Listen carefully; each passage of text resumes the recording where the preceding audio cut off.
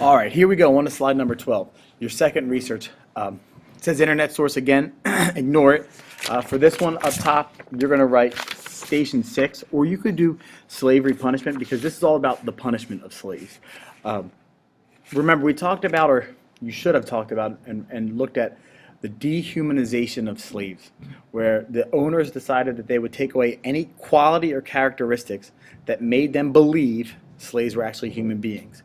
If they felt like they were animals, inanimate objects, not people, they could treat them worse. And you're going to see some of the specific ways that they absolutely horrifically mistreated these slaves.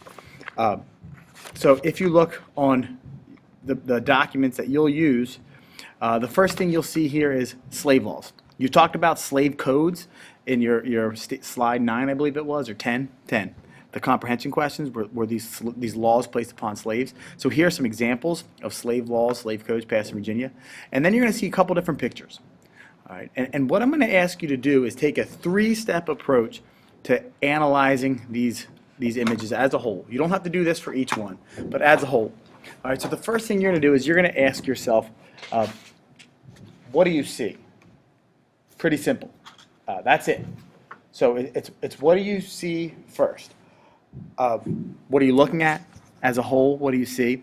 Then it's going to be, what do you wonder? So these images, these laws, they should make you think about some things and come up with some questions. So step 1, what do you see? Explain the packet as a total, as a whole. Then what do you wonder? And then the last thing is, what do you think? What do you think about these images? So in here, it's going to be, maybe 3 steps here. What do you see? What do you wonder? What do you think? And you could probably put your what do you wonder over here, these specific questions. It actually would be the best. All right, so we're going to do what do you see, what do you wonder, and then what do you think down in here? What do you summarize?